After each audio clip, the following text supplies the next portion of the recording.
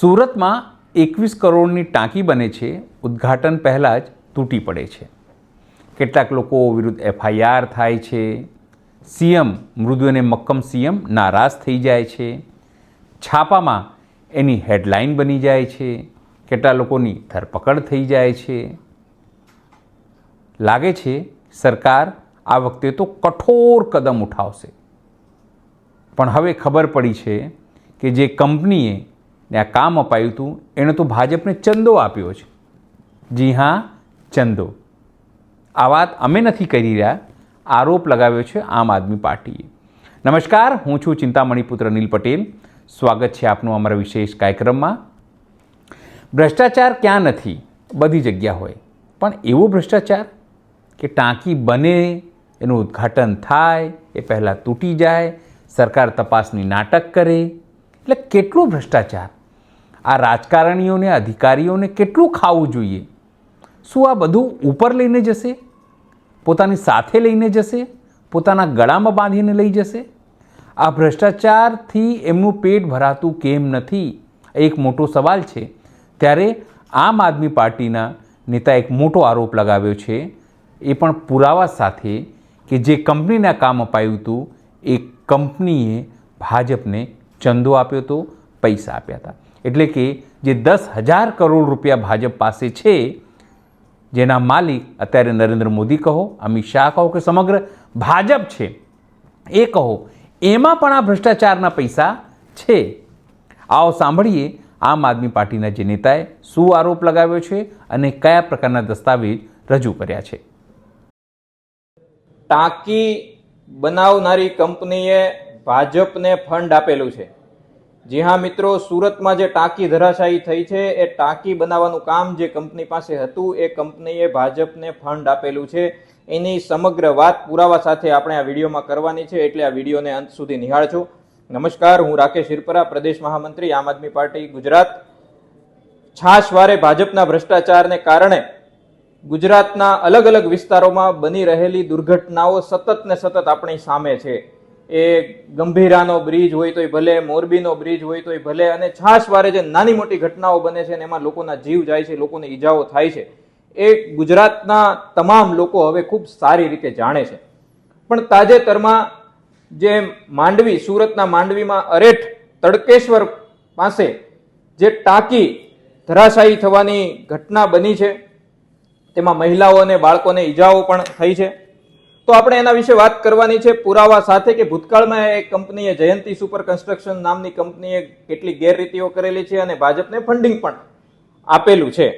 તો આમાં as usual police કેટલાક નાના માથાઓને પકડશે, કેટલાક નાના દરજાના અધિકારીઓને પકડશે, એના ઉપર કાર્યવાહીનું નાટક કરશે. પણ સદાયને માટે મોટા નેતાઓ કે જે આ કંપનીને કામ આપવા માટે જવાબદાર હતા, જેણે આ નિર્ણય લીધો છે, એ છૂટી જવાના છે. પણ છતાંય પ્રજાએ જાણવું જરૂરી છે કે એમની પીઠ પાછળ પ્રજાની જાણ બહાર કેવી કેવી વસ્તુ ચાલે છે.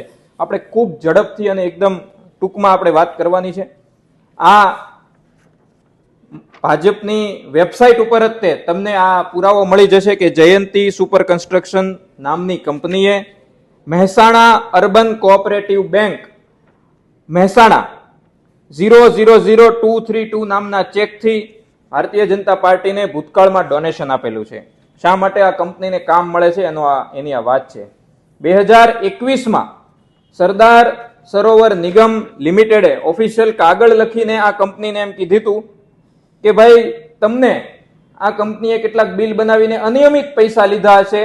તો હરિયાણાની એક કંપનીએ આ કંપનીનું ઓડિટ કર્યું અને કંપનીને એમ કીધું કે તમે ભાઈ 13 કરોડ રૂપિયા ખોટા અમારી પાસેથી લઈ ગયા છો, અને એમાંથી તમે, કંપનીએ પાછી એની ભૂલ સ્વીકારી, એટલે 9.25 કરોડ રૂપિયા ચૂકવણું કરી દીધું. પણ છતાંય એમને નોટિસ મળી હતી, કારણ કે 4.5 કરોડ રૂપિયા છતાંય ખોટા એ કંપનીએ લઈ લીધેલા હતા, અને એની વારંવાર એમને લેટર લખવા છતાંય આ કંપનીએ પૈસા ચૂકવતી ન હતી.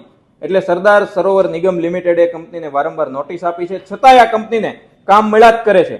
આ ધ્રાંગધ્રાનું કામ છે. અમદાવાદમાં પણ એ કંપની કામ કરે, માંડવીમાં પણ એ કંપની કામ કરે.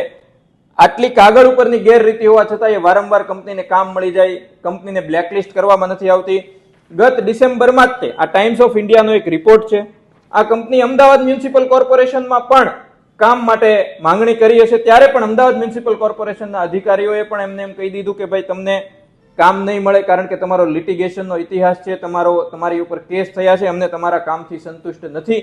આટલી ગેરરીતિઓ અને ગોટાળાઓ સામે હોવા છતાંય જો એ સમયે ગયા ડિસેમ્બરમાં જ આ કંપની દ્વારા જેટલા કામ થયા છે એના ઇન્સ્પેક્શન જો શરૂ કરી દેવામાં આવ્યા હોત તો આ ટાંકીની દુર્ઘટના નિવારી શકાય હોત, અટકાવી શકાય હોત.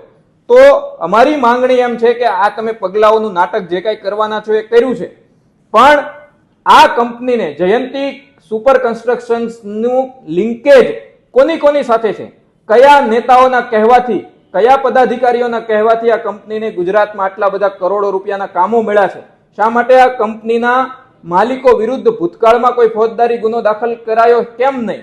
ભૂતકાળમાં આ કંપનીને જો બ્લેકલિસ્ટ કરવામાં આવી હોત તો આજે જે દુર્ઘટના બની છે એને નિવારી શકાય હોત. અમારી એ માંગણી છે કે સૌથી પહેલા આમાં વધારે સક્ષમ કાર્યવાહી કરવામાં આવે, આ કંપની ને કોન્ટ્રાક્ટ આપવા પાછળ જે નેતાઓ જવાબદાર છે એના ઉપર પણ એક્શન લેવામાં આવે, અને અત્યારે આ કંપનીના જેટલા કામો ચાલી રહ્યા છે આખા ગુજરાતમાં અને આ કંપનીએ છેલ્લા 4-5 વર્ષમાં જેટલા કામો કર્યા છે એનું ઇન્સ્પેક્શન કરવામાં આવે. શું ખબર આવતીકાલે પણ બીજી કોઈ દુર્ઘટના બની જાય, આ કંપની દ્વારા કોઈ કામ થયું હોય. આ ટાંકીમાં પણ ટાંકી પેલા ઇન્સ્પેક્શનમાં સફળ થઈ, બીજા ઇન્સ્પેક્શનમાં ફેલ થઈ ગઈ, તો પેલા ઇન્સ્પેક્શનમાં કેવી રીતે સફળ થઈ ગઈ? શું પહેલું ઇન્સ્પેક્શન જ્યારે થયું ત્યારે કોણ અધિકારીઓ હતા? શા માટે એને પહેલા ઇન્સ્પેક્શનમાં પાસ કરી દીધી? આવડી મોટી દુર્ઘટના બીજા ઇન્સ્પેક્શનમાં સામે આવી તો પહેલા ઇન્સ્પેક્શનમાં કોઈ એવી બારીક ઘટનાઓ સામે નહીં આવી હોય, દેખીતી ઘટનાઓ સામે નહીં આવી હોય, તિરાડો સામે નહીં આવી હોય? તો આ સમગ્ર પરિસ્થિતિ છે એ ઘણા બધા સવાલો ઉત્પન્ન કરે છે.